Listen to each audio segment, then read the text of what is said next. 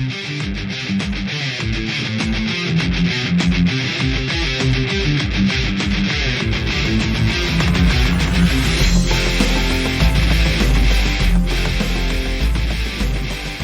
everyone. Welcome to another episode of Not Your Father's Movies. I'm Vito. I'm Dan. And we are the Dad Fathers coming at you with some Jesse and Mike-less energy. And that might sound depressing, but I have a lot of energy for this one. Don't you, Dan? Oh, yeah. Yeah. I mean, without Jesse and Mike, we gotta supplement. We gotta bring more energy to the table. And yeah, this is a great movie for that. It's a very energetic movie. And to talk about this super energetic movie, I've decided to partner. So there's you, Dan, who has a beautiful, understated way of speaking. And of course, we're bringing in the velvet-voiced Sirr from My Movie Fix podcast, who's partnered with us many times before. Because what could convey more energy than two of the nicest voices I've ever heard talking really slowly? Actually, sorry, I think I'm on the wrong episode because I'm not Sirr. I am Speed. Sorry, quicker than quick. I'm ashamed of that. You know, the whole time I've watched this movie probably 6 times in the last 6 days because of my son. Every time he says I am Speed, I said, you know what? When I do the pod, I'm gonna say that. And then 2 seconds later, I said, that's completely corny. Don't say it. And then I just said it. It's out there. I'm sorry. I apologize, listeners, but you got what you got. You don't have to apologize for telling us your name, Speed. Indeed. We're just going to call you that the rest of the episode. So Exactly. That's fine. That is fine with me. Perfectly fine.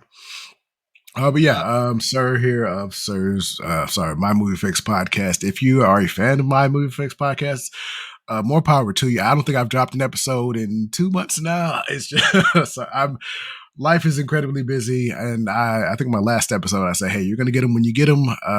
My editing is the absolute worst part of podcasting, and I just do not have the time and patience to hear myself talk and then edit the ums and hums out of myself talking. So I got like 3 or 4 episodes in the can that I'm going to edit and get to when I get to. But yeah, if you're subscribed, thank you. I love you, but I will get an episode out to you when I get one out to you. Hey, if you're listening to this and you just really like podcasting and you really love editing, yeah, hit me up. You'll be my co-host tomorrow because you can do all the editing and I can get back to it. So yeah. All right. Good chat. Nice to be here. Thanks guys for having me back. Thank you so much. And actually, I want to kind of move forward too and kind of toss the ball back to your court as well, because we've been running the only ads we've ever had in the history of our podcast that we've done have been for Sirr's Furniture. You are that Sirr. I am a proud owner of a beautiful cutting board from you. I've also commissioned your help in making some stuff for some people in my life that I care a lot about. And I've always loved that kind of product. And maybe you can tell me what that product is so the listeners can know. Oh, yeah. Sirrsfurniture.com. Sirrsfurniture.com/NYFM. Not Your Father's Movies. I make cutting boards, charcuterie boards. I make some crosses. If you're local to the North Dallas area, I even make some furniture occasionally, Sirr's Furniture. But yeah, it's my hobby. It's what keeps me sane. I take my time with them. I think I make a good quality product. But yeah, if you are a barbecue person, if you just like, if you're one of the daily cookers and you chop a lot of veggies and you need a good quality cutting board, Sirrsfurniture.com/NYFM. Check me out. And again, like Sirr's business is the only business that all of us stand behind 100%. We love it. I've gotten retirement gifts for people in my office. I've gotten me and Jesse got together and we got a big board for Mike when his son was born. And I'm just going to keep ordering stuff from Sirr as long as I need really cool boards and coasters. So anyway, that's Sirr from Sirr's Furniture and also My Movie Fix podcast, who we've partnered with before and hopefully will partner with many times again. Happy to have you here, man. Thank you. Dan, we're talking about a movie this night. We're in a mini series of some kind. What mini series is this, and what movie is this? I think it's the Cars series and Cars the movie. Oh, well, that's handy. That's nice. So this is Cars. To remember that way. Yeah, Cars from 2006, the Pixar, the much maligned, unfairly, I would argue, maligned Pixar film from 2006. Mm. We'll get to it later, but I didn't know you guys were doing a Cars series. But now that I know, I'm very much glad that I got the first one. But we'll get to that later. It's a series around Cars. So Oh, okay, Cars, got you. yeah, Cars is an entry in here because I wanted to It's do it, and called everyone else Cars. said, "Oh, okay, sure." Where They don't else know are what's you going going to to do happen. it, right? Yeah, Okay, so yeah. Yeah. so So I not think the Cars trilogy, but movies about cars, more or less. Got you. Okay, indeed. So much better, much better. last week was Speed. Ah, there are cars in that. There's buses in that. At least Exactly. one. There's cars galore. Cars everywhere. Yeah. So we're doing Cars 2006 here. There's a ton of cast and crew. And it's actually kind of related to some of my nostalgia for this. So I'm gonna kind of like smush them together a little bit. So this obviously comes to us directed by the maybe out of fashion, out of grace, John Lasseter, who used to kind of be the be all end all of animated films, but he's out of the picture now for the most part. Has a ton of writers that are credited on this. It's kind of amazing. We have Dan Fogelman, John Lasseter, Joe Ranft, Kyle Murray, Phil Lauren, Jorgen Klubin. It's a ton of people all trying to work on the story and make it all make sense. But what I'm really here for is our acting talent here. This cast list is insane. We have Owen Wilson as Lightning McQueen, Paul Newman as Doc Hudson in his final film role, Bonnie Hunt as Sally Carrera, Larry the Cable Guy, Tony Shalhoub, Cheech Marin. We have George Carlin as Fillmore, the bus, who's amazing.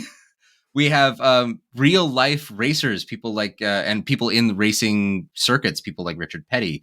We got people like what's his name, Bob Costas, Daryl Waltrip, Humpy Wheeler, Linda Petty, Dale Earnhardt Jr. is here, Michael Schumacher. I mean, we even have Mario Andretti. That's crazy, Mario Andretti. What are you doing here? That's crazy. I remember the Bob Cutlass joke, but I didn't even realize that was Bob Costas. So yeah. Oh man. But yeah, It's a real lazy pun, but it's pretty funny. It's pretty funny. It works. I was like, hey, that sounds like Bob Costas. Oh, it's just an added layer to know that really was Bob Costas. So yeah. Wait, what's the pun? His Bob last Cutlass. name is Costas. Yeah. Yeah, the car is Bob Cutlass. The actual announcer is Bob Costas. And his body style is of a Cutlass Sierra. Yeah. Right. Which is also the second car I ever owned. Was the Cutlass Sierra. That's part of my nostalgia here. But we also got Jay Leno. We have Lou Romano. And then, of course, in the after credits stuff, Tom Hanks, Tim Allen, Billy Crystal, John Goodman, Dave Foley, John Ratzenberger all come back to reprise some of their roles. And I do want to mention here, Michael Keaton is Chick Hicks, and he's fantastic. I was listening to it last night. I was like, that's Michael Keaton. How did I not ever realize that was Michael Keaton? He's amazing. I did not realize it until this moment. So, I mean, so when you started listening off the names, part of me was like, I don't like this kind of casting because it's why take away a, random car voice away from some actual voice actor and just give it to some celebrity. But at the same time, they killed it. Celebrities did great jobs in this voice acting role. So it's not if this was a situation where it was just some random voice, it didn't matter, and it was a terrible job or whatever. It's like, okay, at that point, why not give it to an actual voice actor? But the actual people in these roles did an awesome job, so I can't take away anything from them on that. I think maybe this set the template, and then future animations, it just became, who cares? Just give it to a famous actor. But honestly, I think the famous people in these roles did a great job. I didn't have any complaints with any of the acting work, and I did not even know these were famous names looking through this list. It's just I just thought they were just random people doing voice acting work. So kudos to Pixar for this. Yeah. I felt that way about Owen Wilson. That if you had told me that he was going to be a car and he was going to be the protagonist, I would have said that's a terrible choice. His voice is very unique, and that it's kind of a meme now with the wow and all that. Wow. And exactly. And I would have said that that's a bad choice, but then watching the movie, it's what you said, sir, where it just kind of fits, and it's like this is the voice of a car, for whatever that means. I think it probably would have graded more on me in 2006 because I know it's as Owen Wilson, and I've seen Owen Wilson in more things. But as of lately, you don't see Owen Wilson in movies, twice a year like you did back then. So when I think of the role, I think of Lightning McQueen. I don't even hear his Owen Wilson as the voice because it's just so ubiquitous, because of the later movies and because that's the voice I picture. So, I think it works better with time as well. So, maybe of the time, kudos to whoever did the casting because maybe, they did get pushed back. Like, why are you giving Owen Wilson this role? But, just listen back in 15 years. You'll get it. So it works. I agree. And also like people again, George Carlin is the hippie van. Like, there's no reason it has to be George Carlin, but the voice is great because it's kind of low down, man. You know, when you remember when they introduced Fillmore and he and Sarge are looking at the traffic lights, blinking. I swear every third blink is slower.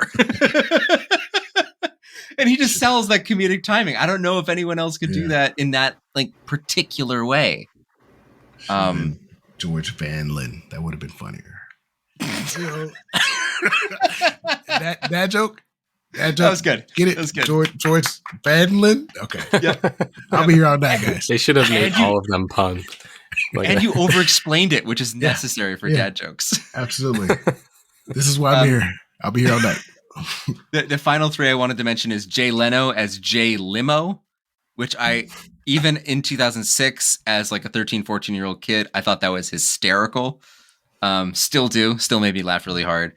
And then I also wanted to mention here on a kind of two more sobering notes, but these are a little bit tied more to me. Joe Ranft is one of the writers of this film. He does the voice of Red, the fire engine. He died in August 2005 before this film's released. This is his final work. And it's kind of sad when you realize that because Red is such a it's a comic relief character, but the idea that the man who like really sweated and bled over this movie got to be in it and died tragically in a too young car wreck is both ironic and kind of depressing. I did just want to mention that. He's the one that gets the like in memoriam at the end, correct? Yeah. That hit me for some reason. Like the end of this movie is kind of sad, has some sad moments, but yeah, that was it's really cool. Like you said, it's really cool, but also really sad that to have to do that at the end of a movie that someone in your crew was one of the primary creators. One of the primary creators of the movie Cars died in a car wreck. That's sad. Yeah. Indeed. I don't want to take all the air out of the room, but I have to move on to something even a little bit more sad. And this is my nostalgia here is Tom and Ray Magliozzi. Do either of you know these men? No, I do not. Don't think so. So Tom and Ray were MIT graduates who went into some management, and also they owned a car repair shop, and they started a show on NPR called Car Talk in the early 1990s. They eventually won a Peabody Award in 1992. They were known as Click and Clack, the Tappert Brothers. And so much of my childhood was wrapped up in listening to Car Talk on NPR with my mom because she just thought they were hysterical. And I spent until I was 19 listening to Car Talk almost every single week. These brothers were so ingrained in my family and in my childhood, and we would always look forward to their show, and we loved their catchphrase. I'm Tom, I'm Ray. Don't drive like my brother. Don't drive like my brother. And it was amazing hearing their interplay. It was that exactly was in the third one. Yeah, that was in the third one. That line. Okay, didn't know that was a thing, but it just stood out to me because I watched it recently. So yeah. That's why, and it's sad because they were on the air for almost 30 years, and they went off because which one? Tom Tom died in November 2014, 2 years after the show stopped recording new episodes because of Alzheimer's. He died at age 77. And I remember the day that he died, and I remember feeling like there was a real loss. Car Talk was, I can't really oversell it. It was everything. It's one of my earliest memories, driving around with my mom, listening to it on the radio. And it was a constant through my life up until I was in college. And Cars, it was so funny seeing Cars for the first time and knowing who those guys were, hearing the voices that I heard every single week on the radio, and knowing who they were. And in a lot of ways, their easy conversational style is a lot of the reason why podcasts are accepted today, why things aren't so formally presented, is because they could just do a show where people would call in and be like, my car is making a noise. And they go, huh, like what kind of noise? The person's like, I don't know. It's like a grrr. They go, oh, okay, that's probably this thing. And they'd make fun of each other. There'd be all the puns. They always said that they were represented by the law firm. Dewey, Cheatham, and Howe. Classic dad joke. And that's a big part of my nostalgia is these two brothers being in this movie. And just to kind of like even go even bigger and just finish it up is like, this movie is kind of like my childhood. This movie, Lightning McQueen's struggle against Doc Hudson's authoritarian rule, is exactly what my relationship with my father was growing up. And when I watched this movie in 2006, I remember going, huh, this seems familiar for some reason. I looked at Dad and he goes, it does, doesn't it? And then we repeated it over and over. But whenever I see this, I just remember being a kid growing up in Wyoming, growing up in the West. My mother was born in Arizona, so she grew up on Route 66. She knows these places. She knows what these places look like. Everything about this movie is so much how I grew up and how I was raised that even watching it now, even despite all of its flaws, it just feels like a warm blanket. It feels like I'm going home. And I can't say that about a lot of movies that we do. So I really want to just front load this episode with that. That's why I love this movie. I'm watching Vito grow up when I watch this movie. Flaws. I've been talking for a long time. Say something. You're gonna have to get back to that flaws talk. I don't know what you mean by that. I'm saving that for Dan. Okay. I didn't have any of those, feelings towards. I just kind of watched it as a movie. I've never been a car person. I'm a computer guy. I'm many things, but I'm not a car person. So I've never heard their voices. I really like their little banter. I feel like they worked. I guess that is something. I don't know. That's what makes Pixar elevate, stuff like that. It's the little inside things for people like you. People you knew them. You automatically got their vibe, and it worked on two levels for you because of that extra layer, but it worked just as just two random guys for me because they had that good banter and it worked. And like I already forgot the gentleman's name. I apologize, but the fire truck character is like, I feel like his part was, I don't know, maybe cut down. It's like maybe that, because he passed, I feel like he stood out a bit and I didn't really know why. And he didn't really come back in the future movie. He was there, but no voice acting. And it's like his role stood out to me. It's like, cause they kept going back to him and he was kind of a big part and he was scared, he kind of ran off, but so it's like, yeah. So it's like it's stuff like that. It's just, they put extra flavor, extra heart into these type of movies. And I think that's a big part of why they were as great as they were. And I've used the word were 6 times for a reason. I think I agree with you on that usage as well. Yeah. But Dan, did you have any nostalgia with Cars, or is this like a purely you watched it for your kids? No, I remember watching this. I feel like I watched it maybe a year or two after it came out.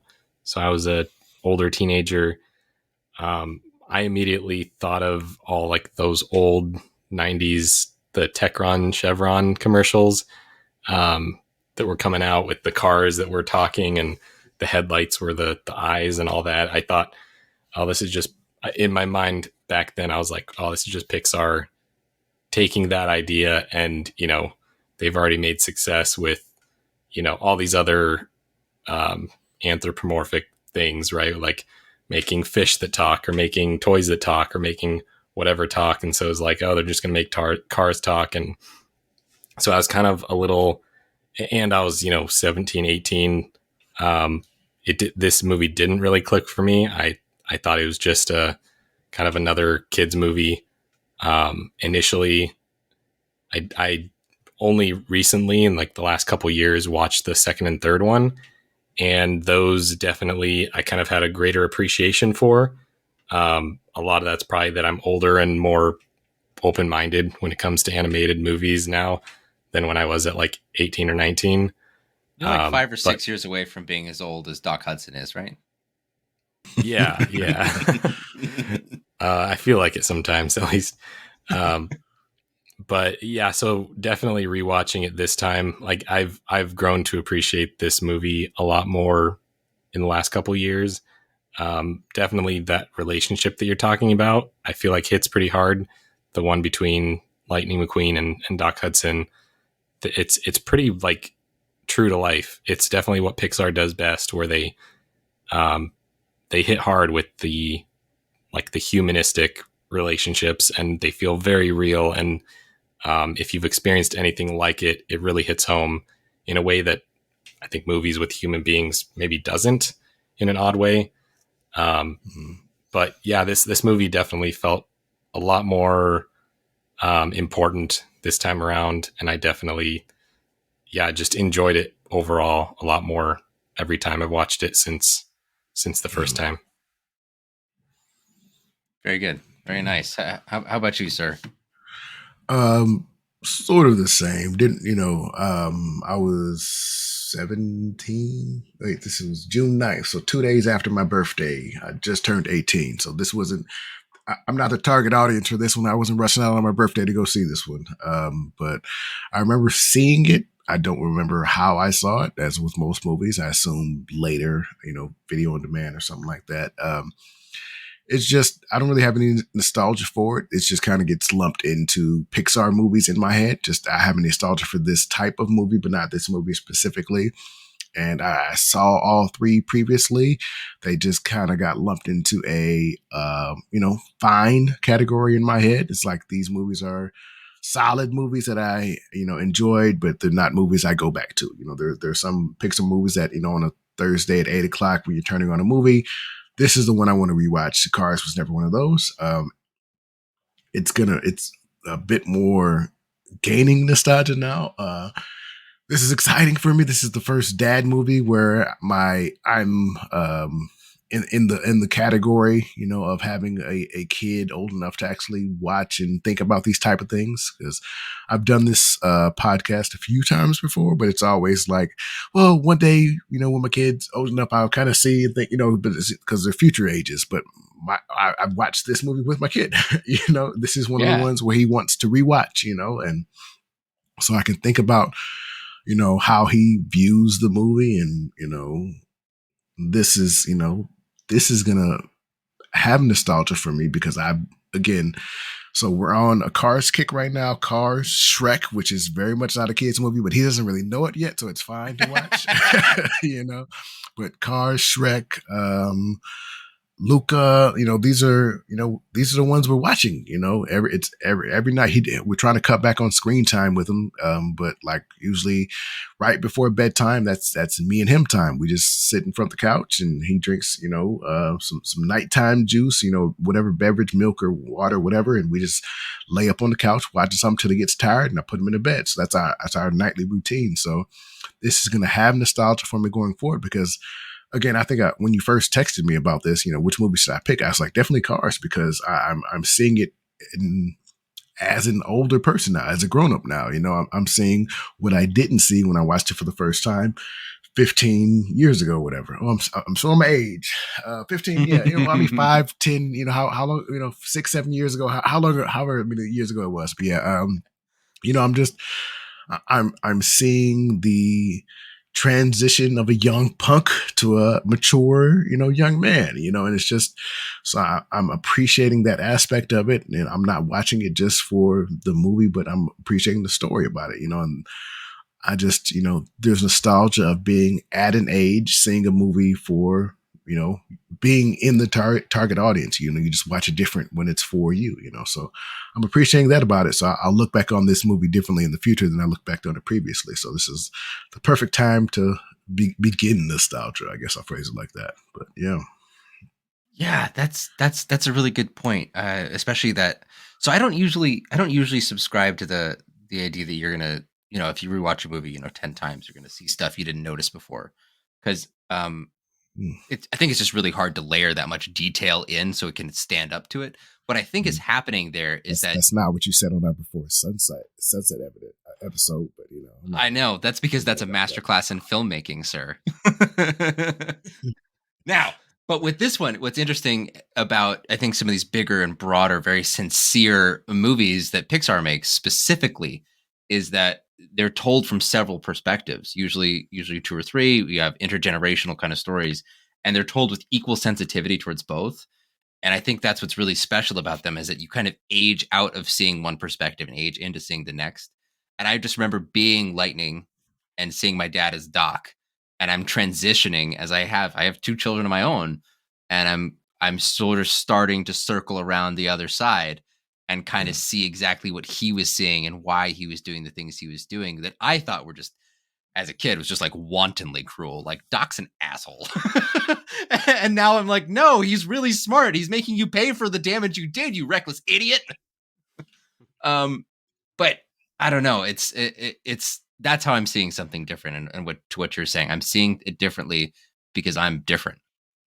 I'm different than I was 15 years ago. yeah, Um, It's funny you're mentioning that. The last time I heard someone describe that experience of like watching a movie and seeing it from one angle through the eyes of one character, and then later in life seeing it through a totally different character. The last time I heard someone talk about that was Requiem for a Dream, mm, where you've got like the punks that are doing whatever drugs and messing up their lives and living life in the fast lane. But then when he said that when he was younger, that was the character that he understood and that he was drawn towards, and that it kind of changed his life or his mentality. And that now he's older, he's like, I mean, he's our age, he's not that old, but mid 30s, and he said that now he's starting to see the older lady, like in her experience with drugs, obviously in the movie. But it's interesting movies like that. I wonder if that's I don't know how you do that as a writer and as a director. Like, how do you write a movie or a story with those multiple yeah, storylines and multiple perspectives? And as a viewer, I find it like I almost have to watch it in the current perspective or in my current state. How do you make a piece of art that's like digestible by multiple generations? yeah, I don't know how people do that. Maybe it's because you co-writers. have multiple writers and yeah, like each maybe. person's bringing something else to the table. It's Also, it's also happy accident. Do not True, discount true. the accident. Yeah. yeah. So I just kind of hate to hijack, but on that same note, like again, I can't hate to keep plugging the other podcasts, but the slash filmcast or the filmcast podcast. Now, when they did Interstellar, a big part of that conversation was one of the guys. I mean, 2 out of 3 were dads. Oh wait, back then was it 1 out of 3? I don't know, but a I think big only part of Jeff was. yeah, I think only Jeff at the time was a dad, and a big part of the conversation was like David Chin just they said he didn't really get it because he wasn't a dad. And a lot of I think after the fact, a lot of the readers, wrote in and whatever, and they said, well, you'll get it when you're a dad, you'll view it differently. And I was, kind of in David's aspect or his headspace when he replied, like, I don't really believe that. I don't see it that way. I think a movie is a movie. If it's good, it's good. But I'm literally kind of avoiding rewatching Interstellar because I'm like, I'm a dad now. And my kids are like old enough to be humans, to be real people, and I feel like I'm nervous about rewatching it, and I'm gonna see it differently, and it's gonna hit me harder because I don't like feeling feelings. I like You're being gonna a cold, cry like yeah, a yeah. baby. You're gonna That's cry. what I'm saying. I cried like a yeah. baby. I prefer being a cold, heartless monster. So seeing, I don't want to actively introduce something to myself I know it's gonna break me. So I'm worried about. I do kind of subscribe to that now. It's like because seeing it, I guess that's something that just comes with time. Just who you were 15 years ago is not who you are today. You can kind of be the same type of character, the same type of vibe, but you just had experiences that time gave you that you just literally didn't have when you were 15 years younger. So it's just like you're going to see things differently. You're going to react to characters differently. You're going to see aspects of something that you didn't quite understand because you just didn't have the life experience to see it. So I do subscribe to the fact that you just sometimes, if you rewatch a movie years later, not even necessarily because you've had the life experience, just because who you are is not the same person you were 15 years ago. So you just may see something different. You may view a movie differently, even if you did like it, back when you first saw it. But yeah. Yeah. Not to hijack it, just want to add my 2 cents to that. I agree. Yeah, absolutely. Did you have anything else you wanted to add on that point, Dan? No, that was it. I agree with everything you said. I'm the same way. When I was 20 years old, I thought, yeah, those people that say you have to have life experience to watch this movie or that movie are just assholes. And now I'm like, man, I think I'm one of those assholes. Like and like, obviously the more mature thing is to say, like, in 20 years, who knows? I might watch movies and think another thing, right? Like, we're all changing. We're all on this path to, and we're all bringing different packages with us to a movie and different perspectives, and, to never, to be willing to not discount other people's experiences and their viewing experiences because of that. Right. Yeah. Indeed. But also sometimes, maybe if you're 20, maybe if you're out there writing movie reviews, maybe if you're out there throwing down some hot takes, maybe you should just step back and just reconsider for a minute and just realize that you will have to look back on what you wrote and said and thought. No, you be you, kid. You be you. Like I said, I was doing before it was my Movie Fix podcast. It was I think it was Sirr's movies. I don't even remember, but I'm looking at, like, I had some takes, and like my co-host at the time was like, I think that's a little strong, but it's like, I stand by what I said, even if right now I don't even agree. You know what? You felt that when you felt it. So God, be you, buddy. Be you, Well, in the spirit of that, then, sir, I want you to throw down a favorite scene of yours here, and just know that in 15 years, when this is for sure the most listened to podcast in America, people will know you thought this. Oh man, come back to me. I'm not ready. I gotta think about it. I honestly, the scene that stands out to me when I think of Cars, and this is purely just visually amazing. I think the opening scene, I think the way that it introduces Lightning McQueen, like you were saying, sir, the I am speed, and showing the cars and, speeding past, and it's so good. And like the animation on this, I don't know about you guys, but to me, it totally withstood the test of time. Yeah. I think it looks beautiful. Every scene is gorgeous. If somebody told me it came out last year, I would probably believe it. Like, it just looked really, really good. And this first scene, in my opinion, is one of the most beautiful. Just the actual, race scene of these cars, running into each other, and Lightning McQueen speeding around them, the explosions, and just everything that happens. It's also really, really clever in the way that it introduces the main 3 contenders in the race.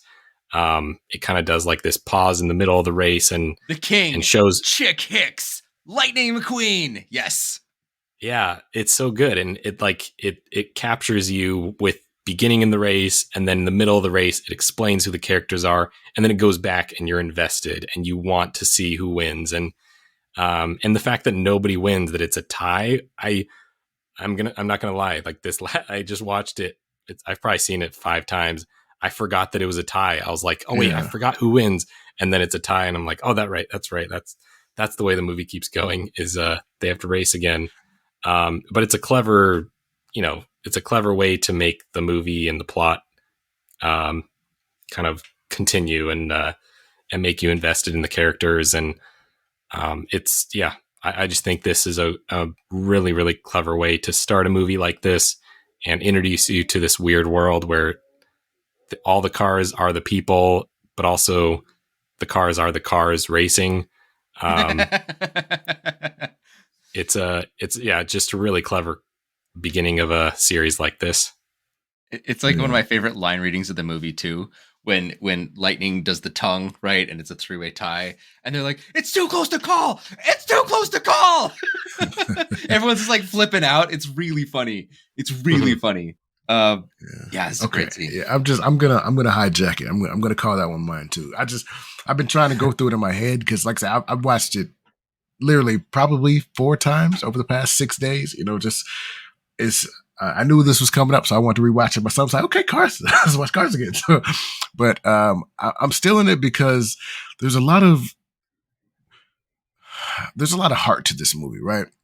And so there's individual scenes that I think of that make this movie filled with heart. But it all comes back to the beginning because he's not they think of him as like a hotshot racer, but I mean, he is incredibly talented. Like literally, if his tires had lasted an additional half of a lap, he would have won this by a whole lap, which is incredible in racing terms, So Right. it's like he's dumb talented, and like even though he had to limp along and barely made it, he was still cocky afterwards, and just watching all of that, it's like, and again, the racing scene, like there was one camera angle where it was behind the left tire, and I'm like, that, Yeah. I want to see that. If NASCAR could somehow figure out a way to make that work, I'm watching NASCAR because it just looks amazing, So, but it just, and then that leading into the scene where after the race is over, Mac, I guess, his one quasi friend, the Mac truck, tells him that he parked his trailer outside the Rusty's tent.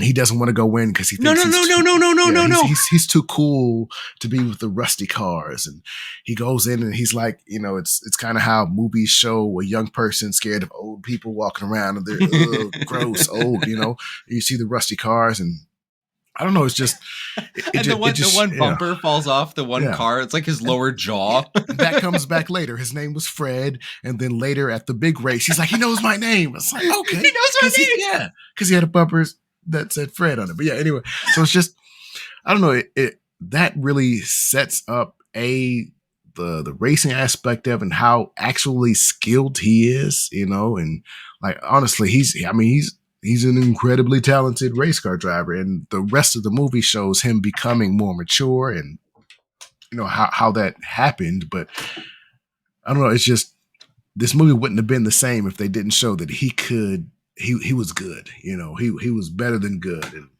the rest of the movies, I don't know. It does kind of get to a gray area with the second and third movies because how does a super good person have to be super good? But he's really good, but also he's learning to be good. But anyway, I don't know. It just, I don't know. I'm hijacking it because, again, I think the way it's set up who he is and the world was done really good.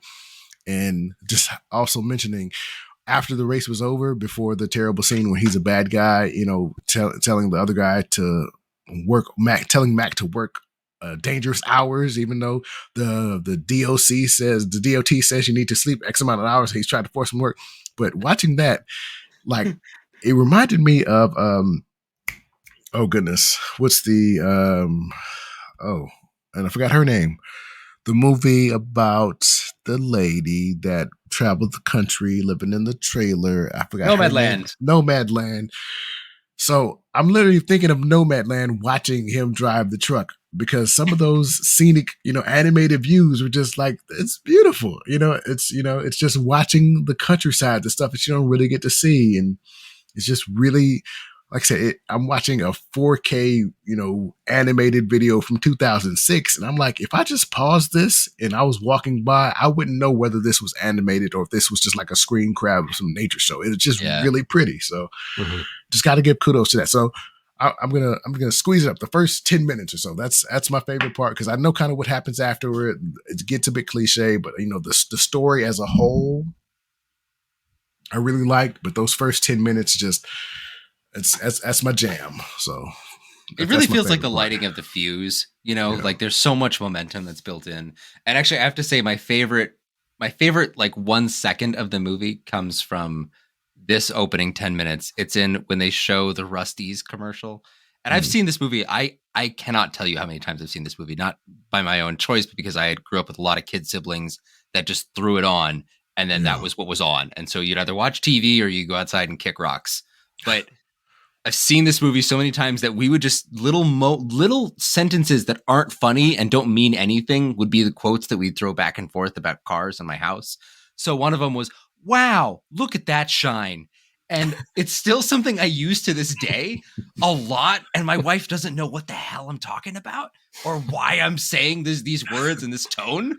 But it's like, I'll watch something and hold it up and be like, "Wow, look at that shine." Yeah, It's all from this movie.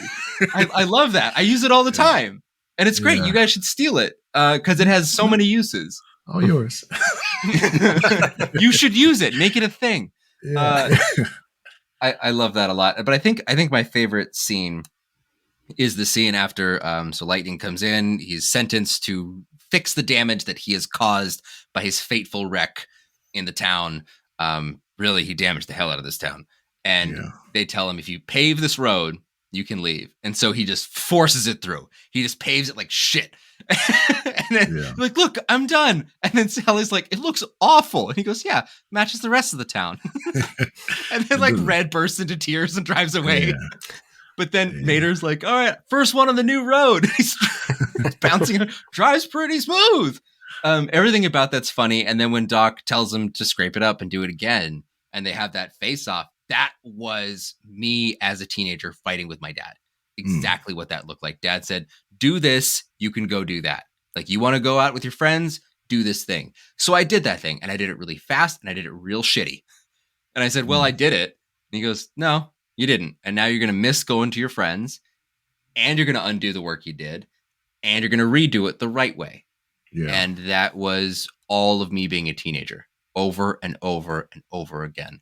And so it's my favorite scene because it illustrates sort of the growth period, and especially like the scene of him, forcing up the asphalt with the little shovel and grumbling, "Radiator Springs, a happy place."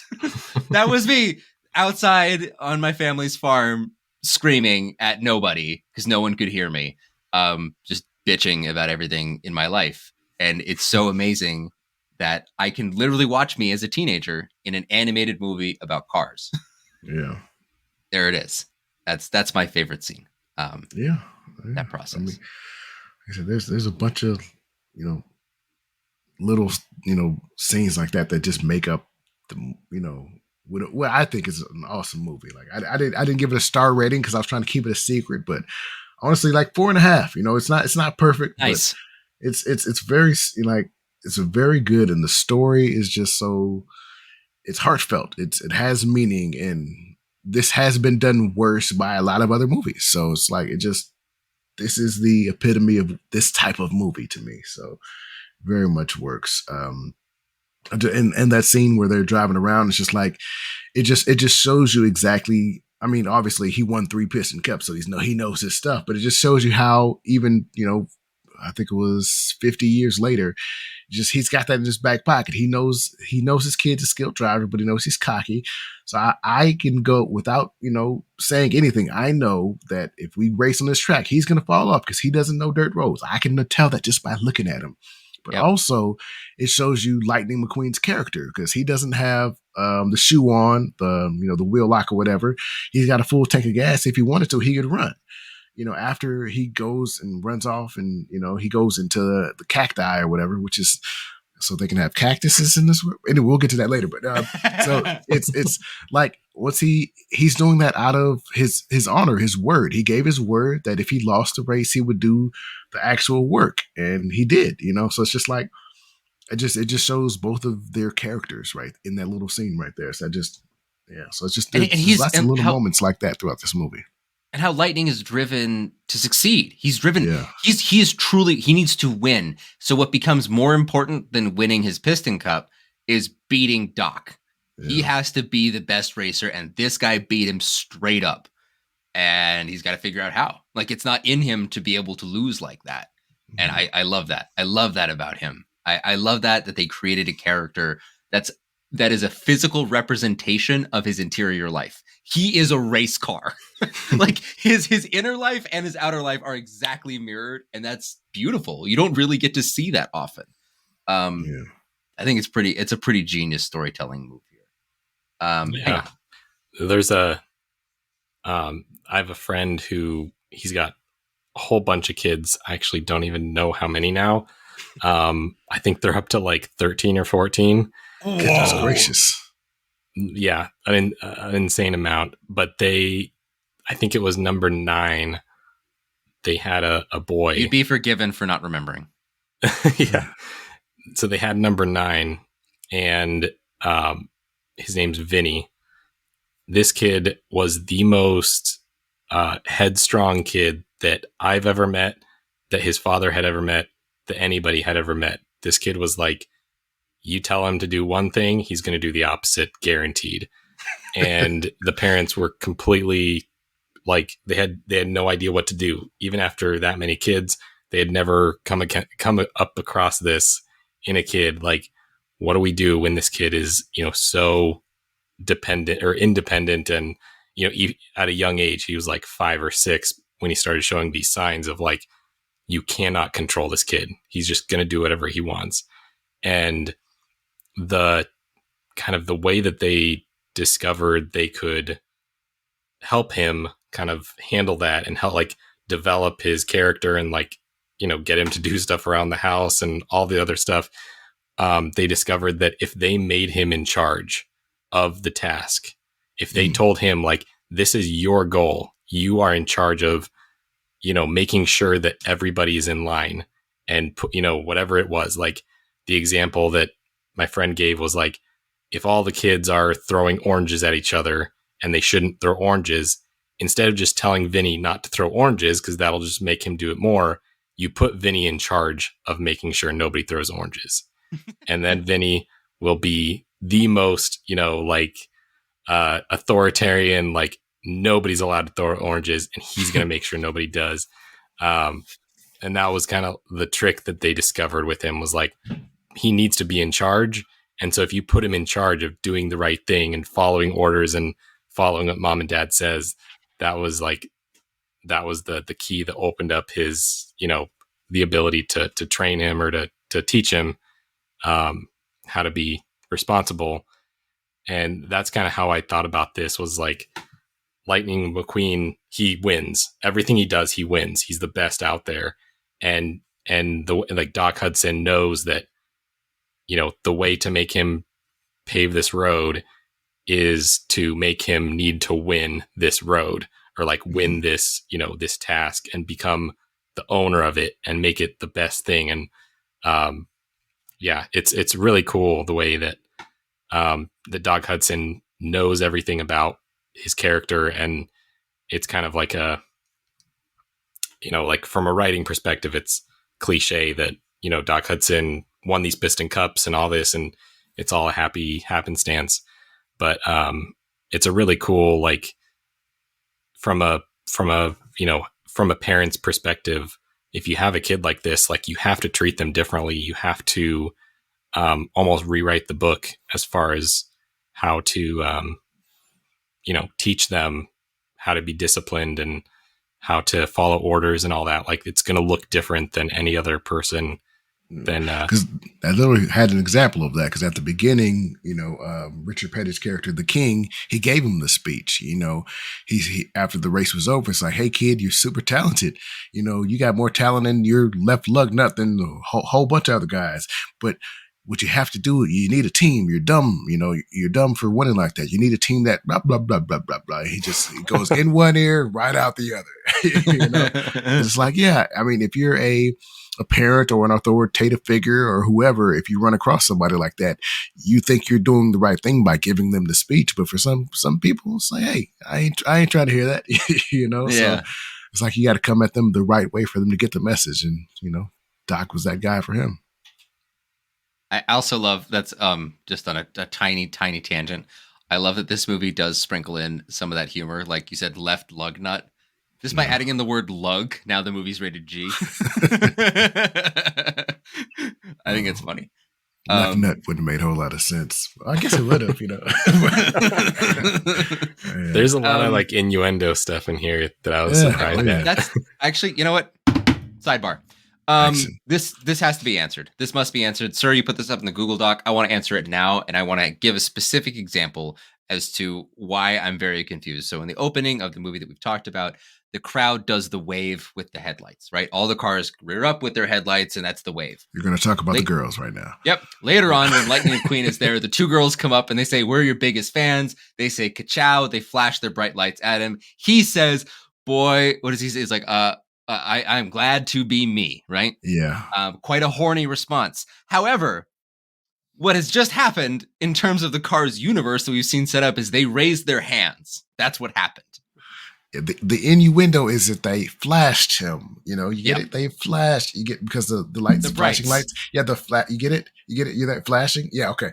So, which is, on another hand, is really weird because they're made out to be like teenagers. They're made out to be like teeny bopper, fans. It's like, am I okay to watch this? Do I got to turn my head? Did I just watch teenagers flash a grown? You're like, okay. So everything falls apart when you think too deep on it because the tires aren't a part of their bodies. They get new tires all the time. But they use them like hands. Yeah. So, so are they, is this like a bicycle race in the Cars world? Because humans ride bicycles, those are our wheels. So, but they're all cars. So is this like a foot race for them or is this like a bicycle race? Everything falls apart when you think too deeply on it. It just doesn't make sense. Also there's lights on them, right? Lights on the front, but their eyes are the windshield. So what are the lights? They're attached to their body. But what, and then what about the doors? Do the doors open? Can you go inside of a car? Well, sometimes the doors are like hands. Like the doors will come out as if those are doing hand things. Yeah. It's weird. And Lightning McQueen doesn't have lights, right? They're just stickers. Yeah. But some people do have lights, because there's a whole conversation about he doesn't have I don't need headlights. So the headlights exist. Some people have headlights. So who's manufacturing the headlights? Who's installing? Who made them? Because, this is obviously a young car because, they're older cars. So is it just a factory that makes babies, just, and there are so many different makes and models of different cars in this universe. So who's like, is it like manufacturing babies is a business in this world? It's just like, my wife had the same question. She's like, is the undercarriage, is it like the private area? Yeah. Are we talking about genitals here? Like, what's going on? She like he saw the Porsche's pinstripe tattoo, like a tramp stamp, right? Like a tattoo above the butt on the lower back. So that's the butt. So the butt of the car is a human derriere. But and the sheriff was on the lifts, and he's like, "Get a good look," So obviously he's looking at his genital. It's just. The rules, get a good man. look, city boy. The rules, man. It falls apart when you start thinking too deep about how all this works, man. So, because I'm just thinking, if the human butt is supposed to be at the rear of the car, then the undercarriage would be like the bottom of your feet. I don't know. I mean, I give them a little leeway because they're cars and not humans, but still, it falls apart when you think too deep on it. The one that kind of annoyed me on this last watch was the buttes or I don't know what to call them. Like when they're up on the hill, and why do they look like cars? Why do those look like cars? And why are the bugs cars? Why are the bugs cars? Neither of those. I feel like make any sense or need to be jokes. So there can be plants, but there can't be. I guess there's a certain cutoff before actual life has to be a car. Because plants are alive, quote unquote, but plants can still be plants. But a little insect, a mosquito, that has to be an actual VW bug. And then I'm confused because there are VW bugs that are mosquito size, but the VW Volkswagen is the huge, So it's just like VW's all over the map. They're making everything. Are those just big bugs? The insects are pollinating the plants, and they're driving around. So theoretically, there is a VW plant that makes bug-sized vehicles with wings that are out there flying. For what? Who is purchasing those? And you know what they're doing too? They're making them less intelligent. Yeah, it's Radiator Springs. So it's like, do they need bugs? It's like, do the bugs have a utilitarian purpose? Who ordered the bugs out in Radiator Springs when they don't have money or visitors? So it's like, where are the birds? Goodness gracious, it's all falling apart. There's no birds. You don't need plants if you don't need oxygen. You don't need oxygen if you don't have anything alive. Are the cars alive? Are birds. There are birds for about half a second when they're driving. There's the joke. That's true. It's a reference to the short film where the birds are on the That's right. What do you call it? The telephone wire. Telephone wire, yeah. And there's the little noise. And I was like, that is actually kind of a cool, funny little callback. But what are they eating? All the bugs are cars. Just doesn't. It doesn't apart, make man. Sense. Falls apart. Falls apart. Anyway, I want to call the sidebar there. It falls apart. Sidebar ended. I just had to answer that question because it's been bugging me for just decades. Who's been bugging you or carring you? Ayo. bugging me, man. Yeah. Nice. Let's answer some questions before we get to our final series here. Final series of questions. I wanted to ask, how far a dip in quality is this from previous work? Let's take a look at their previous work. So June 9th, 2006, Pixar has released 6 movies. Toy Story, A Bug's Life, Toy Story 2, Monsters, Inc., Finding Nemo, and The Incredibles. So there's a year and a half gap between The Incredibles and this. And at the time, I remember a lot of people were like, wow, not as good as other things. And I remember answering, have you seen A Bug's Life? Like, what do you guys think? Better, worse, on par? I mean, me personally, I'm gonna stretch it out further. I'm gonna go to 8, 9, and 10. Ratatouille, WALL-E, and Up. Those first 10 movies, as a unit, as a collective, I don't know that there's been a studio that can match that. Period. At the end of the sentence. I mean, those, for what they're doing with the medium that they're telling the stories in, the way that they're balancing stories for kids and adults. I mean, absolutely knocked out of the park. Toy Story 3, that's 11. That's, everybody remembers that for the one scene where they're about to go to the incinerator, but past that, I don't know if it has as much cachet in the, Cars 2, Brave, Monsters, kind of. Those are three whiffs for me. Cars 2, Brave, and Monsters University are like, ooh. Yeah, but I mean, Toy Story, to say that's your first movie, it's like you're starting off from a very high peak. You can only go down from here. Obviously, Bug's Life not as great, but Toy Story 2, Monsters, Inc., Finding Nemo, Incredibles, Cars was solid, Ratatouille was solid, WALL-E still my favorite of the Pixar universe, and Up.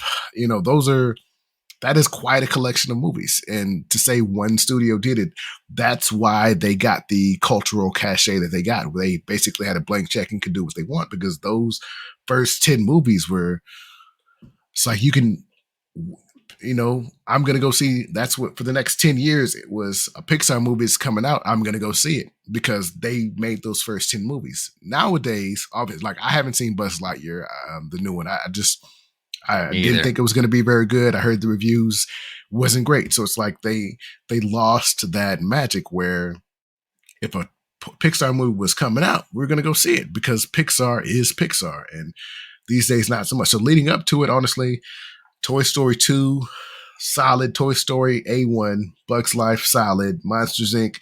It's an A, but it's like it's not, it's not a shiny A. It's an A. Finding Nemo, that was a cultural reset that just, that set the world on fire when it came out. Top of the charts. Yeah, I think Incredibles. I feel like it doesn't have the love that the other ones have, but it's still a solid, very good animated movie. Obviously, Ratatouille, same thing. I feel like there are circles, there are niches or niches. Just Ratatouille is the best thing smoking. Obviously, I love Wally. I don't think they have just an overall mix between movies for kids, adults, the animation style, the story they was telling, the first 15 minutes where there's no sound. I just amazing. Wally is the best thing Pixar's made to me, and then Up, which is Up. So it's just I think they absolutely hit it out the park with those 10. And I'm looking over the list now. I just don't see a movie that could, like, if we're listing them best movie to worst movie, I don't see a movie in between 10 and 20 that would make the top 10. And just, so I just think, I know the question was up to when it came out, but I'm squeezing it a little bit more because I do think it does fit in with the rest of the movies. I think, neither of them before just like, super high, super low, but just those first 10, nothing they've done since can kind of squeeze into those top 10 for me.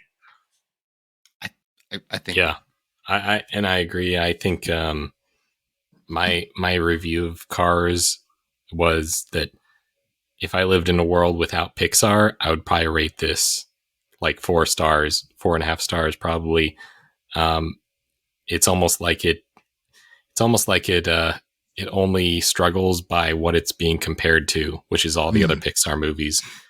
It's a tough list to compete with. Like, and maybe that's unfair of us to compare it to its own, studio's movies. Cause, there's other animated stuff out there that all is pretty, a lot of it sucks out there, and Pixar is doing something amazing. And, it's looking at these first 10 movies, it really does blow your mind. Each one of them, even if it's not great. I mean, even A Bug's Life, yeah, sure, it's not nearly as good as the other ones around it, but it was still a classic. I still remember watching it on VHS a million times, and I think Toy Story 2 line that I'm not scared of one of them, but there's so many more of them. That line stood the test of time. The movie, not so much, but especially these days with the political landscape we're in these days, that line just has really stood the test of time, even if the movie around it didn't so much. But right, yeah, like the group or everybody together is stronger than any one individual. It's like a lot of these things are what kind of formed my outlook on the world, probably, if I really deep dived into these things. So yeah, it's tough to compare Cars with movies like Finding Nemo and Monsters Inc. and Incredibles that are all, A listing in my book.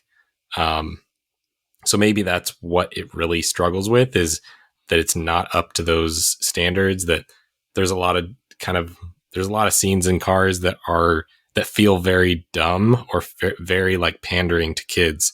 And that's, I think, what I ding it most for, is those random scenes where it just feels like a throwaway joke that takes, a few minutes of the movie, and it really feels like it's just for, to get the kids to laugh at some bathroom humor. And it definitely feels like the kiddiest, right? Like right. Of those 10 movies, it feels the one that's the most for a kid. Whereas some of the other ones, like WALL-E, seems like it's incidentally kids can watch it too. You know what I mean? Is that kind of what you're saying, Dan? Right. And definitely, like, especially for certain scenes specifically, like I feel like there's not many scenes in these other movies that are purely for kids. So yeah, for that, I think it's definitely Cars is the most kiddish in that it has the most scenes that are just for the kids. And those definitely take me out of it and, remind me that I'm just watching a kid's movie.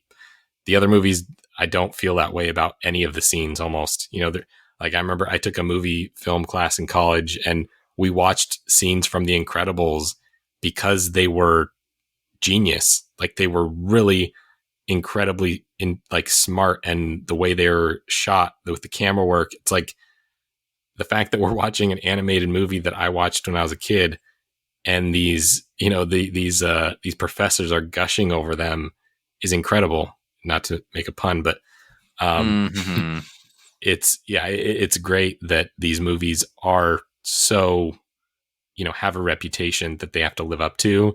And I hope that Cars goes, it ages well, and that 20, 30 years from now, people are looking at it, more favorably. But I definitely think it struggles in this list that we're looking at. Sidebar. Quick question. So, Sir, your favorite Pixar film is WALL-E, correct? Correct. Dan, what is your favorite Pixar? Got to Oh, name man, one. you put me on the You spot. can't pick two or three. Go with your gut. What's right. in your heart? My heart says Inside Out. I Nice. absolutely love that movie. It hits the hardest for me. It makes me tear up more times than I'm willing to admit. And Bing Bong is not fair. That was not fair that they did that to us. Oh man, just tear my heart out and burn it in front of me. Like it's so sad. Yeah. No, I love Inside Out. I think it's so clever. The psychological piece of it. I was in college taking psychology classes when it came out, and so it just felt like it was written for me in that moment. And I love everything about it. What about you, Vito? What's your favorite? My I am torn between Onward and Ratatouille. Really? Yeah. I love Ratatouille so much, and Onward makes me cry like a little baby. Yeah, those two. And I like any time, like even just looking at this top 10 list of Pixar, with the exception of A Bug's Life and Up, first 20 minutes of Up, probably one of the best things ever made. The remaining bit of Up, who cares? But you could ask me to sit down and watch any of these movies, and I would sit down and watch any of them at any time. They're beautifully made. But Ratatouille, man, I could just watch it day in, day out. And Onward, man, it's so touching. Yeah. That's what are I would you say. big into cooking? Are you into? Is that why Ratatouille hits you? Oh yeah, love cooking, love it so much. I love describing the kitchen, and I love the drama, and I love the chefs yelling at each other. Like I worked in the service industry for a long time, been around kitchens almost all my working life, and that's what it's like, just with a lot more efforts and a lot more drugs.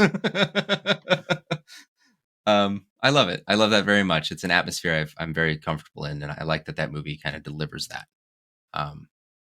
Anyway, sidebar ended. All right. Last two questions here. We've already kind of talked about the sequels a little bit. Not so great, right? Yeah.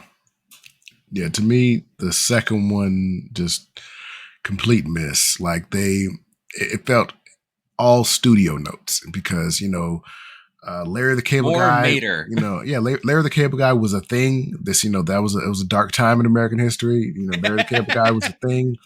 And so they doubled down on that, made him, that was basically his movie. And so, okay, so a little note I added earlier. So as far as you were talking about, it being kind of the different perspectives in my arc of these three movies, I feel like the first one wasn't even really Lightning McQueen's movie. It was more Doc's movie. It was him, dealing with what he went through. This young puck brought him out of his shell, brought him back into the real world in life, and etc. The second movie was about Mater because that's what the studio said. They said, the kids love, Larry the Cable Guy.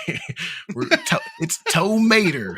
His name is Toe Mater. Get it? Toe Mater. So, so it was just that was his movie. They turned Mater into a spy, and then, Lightning McQueen was just kind of a backup character racing. That was just kind of the backdrop to what the movie was, but it was really Lightning McQueen's movie.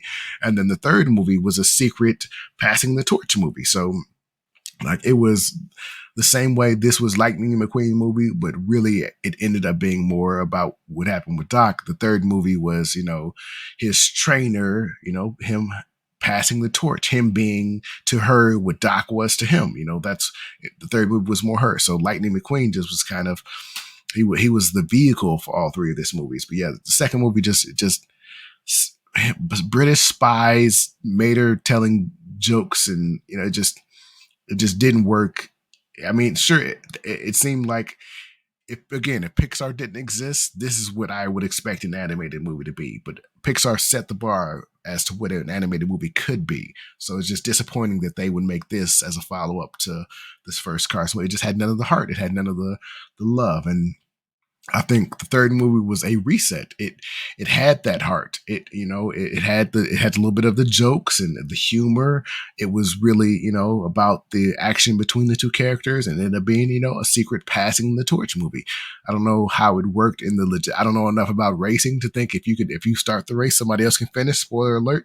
But it just, it had heart that the second movie just very much didn't have. So, I do think, the third movie was a course correction. I do think it was a very solid. I very much enjoyed it. But the second was just a really sour note on what this trilogy was, that you just, you felt the studio, and you felt that was the Pixar slide as it started being, what it would eventually, become, which is, sure, they get the checks because of the name, but they don't have the same people behind it, the same heart, the same whatever. But yeah, as far as this trilogy, yeah, Cars 1, Cars 3, Cars 2. Everyone, stop the presses. Sir and I completely agree. On 3 movies. Never happened before. May never happen again. But Sir and I completely agree on 3 movies, and it's amazing they're all in the same franchise. I don't have anything else to add. No notes. Yeah, you said it. What do you think, Dan? Do you agree, disagree? Yeah, I think Cars 2 is the greatest of the 3. No, Yeah, I'm kidding. Get the fuck out. Get the fuck out. The world makes sense again. No, I mean, I need to rewatch. I think it's awesome that you've been watching all 3 of them back to back. I think to compare them, I think you kind of have to do that. I remember liking the third far more than the second one, and even maybe more than the first one. I mean, even just looking at the poster for the third one, it's pretty awesome. It's like Lightning McQueen upside down in this really close shot, close to the racetrack, and it's awesome. It's like it could be like a background, on my desktop. It looks really beautiful. But I just remember liking the third one a lot more with the storyline and the characters. Lightning McQueen being in this, like you were saying, where he's kind of a mentor, and he's kind of like it's like his first time being a mentor, and he's not sure how to do it. And it has more heart and more kind of, I don't know what to call it, like relatability, maybe. There's just more thought put into the characters, into the storyline. I didn't have that with the second one. I remember it just being like, yeah, it's just a bunch of like 007 references and a bunch of, Mater being Mater. And that's funny for about 2 seconds. But yeah, I definitely remember the third one most fondly in this list for sure. Yeah, hearing a car say "get her done," it's just that get her done. It really yanks you out. Okay, I remember that era. Yeah, well, I remember. You remember the Blue Collar Comedy Tour? Yeah. I remember they did a whole short film, I think, on Mater and the Ghost Light. They've done several short films starring Mater. Yeah. Yeah, I don't know who those are made for, but babies. They're made for babies. Yeah. little babies. The only joke I can think of from Larry the Cable Guy is when that, and it's weird hearing Mater talk about stuff, because Mater goes, I'm happier in a tornado in a trailer park. And you're like, when do tornadoes feel things? Maybe in the car universe they do. But I just remember the my grandma's got the walking farts joke from Larry the Cable Guy's set, and I just like I can't believe there was a time where like this was the best selling comedy act. Grandma's got the walking farts. All right. Yeah. Sounds good, America. To be alive. I think Jeff Foxworthy and Ron White were solid. I did enjoy. It was more country type, but it was solid comedy. But the Larry the Fuck, it Cable was- Guy was. I mean, it was very for like it was the type of thing that isn't supposed to last for 20 years. It's humor of the time. He's leaning into it. Like you see him Is doing. Foxworthy the here's your sign guy? Yeah. That was good. Yeah. So it's like, but yeah, the Larry the Cable Guy. It's like it's just hey, it's studio notes. It's, hey, this is what's selling. This is what's of the era. Let's throw it in there until people get tired of it. It's like that works. And I'm sure they made some solid money. That day, but that's not the kind of thing you throw on streaming services and 10, 15 years later, people go to rewatch because it's just super dated now. But yeah. Right. Well, before we move into our final question, I would like to ask if anyone had any final thoughts, final Cars related opinions they just need to get out there. I said my piece pretty much on this one. Going once. I think I got one thing to say. This last time watching it, I did appreciate how it kind of was trying to show this like small town America feeling, and this feeling of this, highway coming in and taking over all the business or taking away all the business from their little town. I think more and more, maybe it's just me getting older, but I'm feeling like, life in the big city isn't all it's cracked up to be all the time. And, so I definitely appreciated that this time watching it, like the scene of Lightning McQueen and I forget his love interest name. Sally. He and Sally go for a ride, and it's just a ride, right? He's like, well, where are we going? And she's like, it's just a ride. Like, don't you ever just drive somewhere? And I think that's a very American, stereotype, right? That like we love going on a road trip and just having a good time while you're driving, and this feeling of, I love the line where he says, back then people drove to have a good time, not just to make time. So, something like that. I'm probably butchering it, but I really like that kind of that feeling of, driving should be something that's enjoyable in and of itself, like a trip. I grew up doing road trips up to Wisconsin my whole life because we have a bunch of family up there. And I remember the trips more than I do the destination. Like I loved those road trips. And I think that's something that this movie definitely captured. And I appreciated this time more than before, just how well it captured that. And part of it was the music, part of it was the lines like that. I thought it really captured that, like that road tripping American nostalgic feel. Yeah. It's a weird thing of mine, but ever since I was like a kid, like that was my dream of being a dad, is to go on a road trip. I want to see the roadside attractions, the world's biggest ball of yarn, the X, the Y.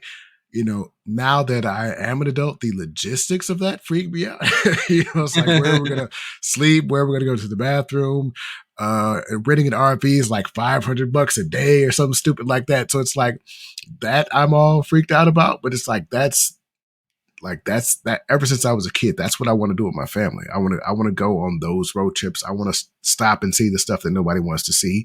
Cause I don't care where we go, but it's just like, I want to spend time cramped in a family van and make those memories because, again, 20 years from now, you don't think about the trip to grandma's house and, how the food you ate that weekend, but you do remember those times I went on a road trip with my family, so those are the kind of memories I want to make. And again, part of me just wants to see the world's biggest, frying pan or whatever. That's on my bucket list, but There's always a mummy involved. It's always like a mummy on the side of the road. You gotta go see it. We mummified this cow. It's a mummy cow. Mm-hmm. But yeah, sorry, that was completely non-Cars. It was Cars adjacent, but yeah. I'm always Cars adjacent. So, sidebar. So another, what really grinds my gears question. So they were talking about how nobody ever comes to see them, and they haven't had customers in X amount of years. But in the movie over that 5-day span, we saw three. Well, so there was the Mack truck at the beginning, and he was on Route 66. He was going the other way if he would have taken a left. But so obviously, there's still stuff on Route 66 because that Mack, not the Peterbilt truck, he went right where Lightning McQueen went left. So there's still people traveling on Route 66. And then there was that lost couple. I do want to shout those guys out. Richard Kind and legendary character actress Edie McClurg. Okay, I love Richard Kind, and I just heard his voice. I was like, I know who you are. Sorry. And then they came back to do the little cameo at the end or whatever. So yeah, this is this. Oh look, it was Von Dutch. What's this? So this was Marvel before Marvel when they had an end credit scene where you had to stay to watch, people get lost for 2 seconds. But yeah, so that was my sidebar because it's like it made me, it was a nit I had to pick. It's like, hey, people still come, and so you guys are just like fucking weird though. You guys are treating people very strangely. Just a little bit, So, but yeah, end of sidebar. Okay. Love it. I love it. I love when other people call sidebars.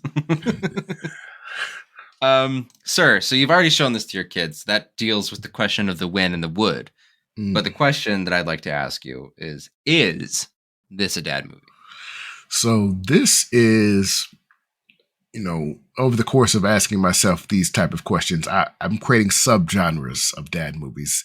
This is a once you become a dad movie. I put it like that because this is not a dad movie for like, if I was 20 years old, never had kids, never going to have kids, watching Greyhound, that's a dad movie for me. Watching whatever, it's just watching a Saving Private Ryan, that's a dad movie. But Cars isn't a dad movie until you're the dad. You're watching this in that perspective. It's like, okay, it's being a dad movie. It's a dad lessons movie. It's it's a dad movie in the aspect of you're seeing yourself through the scope of watching this type of movie, dad movie. So yes, it is a dad movie, but only because you see things differently than before you were a dad. It's a interstellar movie. That's my category of dad movies. It's an interstellar movie, movies that you see differently when you're a dad. So it's an interstellar dad movie. I'm writing that down, so I'm going to remember for future use. It's an interstellar dad movie. I've said that 6 times, so I'm going to stop saying.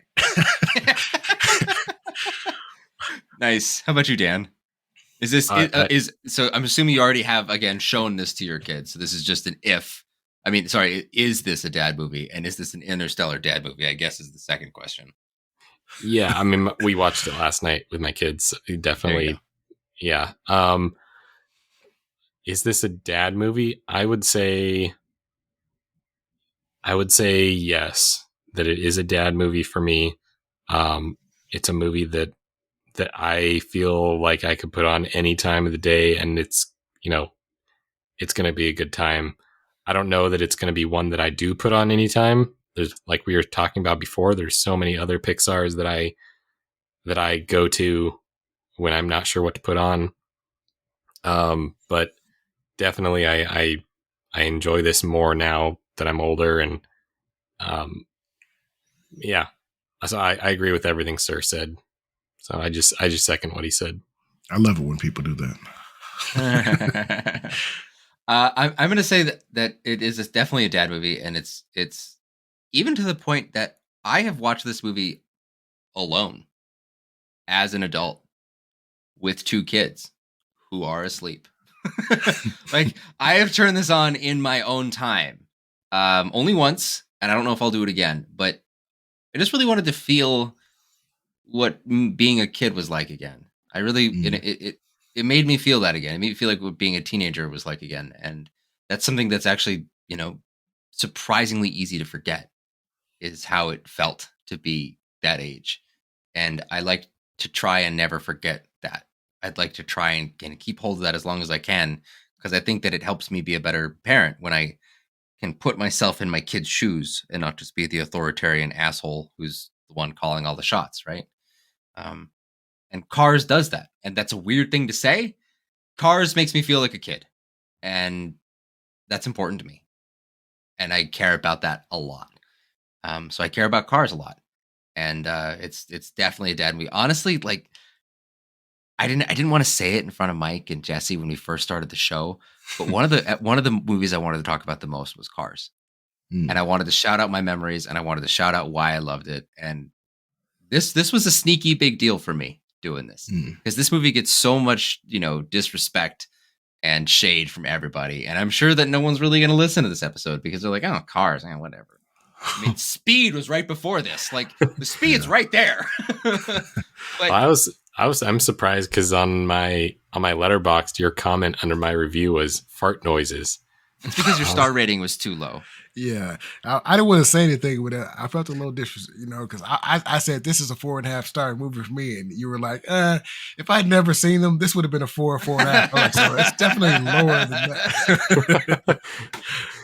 Yeah, I'm at 4 stars. Sir's a half star higher than me. You're a full, I don't know. You're somewhere in the basement of the house. Sir and I are in the attic. Yeah. That's why I commented fart noises. It's like a nice way of me being bitchy. Oh, okay. I thought you were agreeing with me because there's fart noises in the movie. I was like, oh, he agrees with me. No, I sponsor those fart noises. I'm happy they're there. So it was but there's fart noises. No. It was more like I was making fart noises at your review. I'm going to go back and re-edit that comment.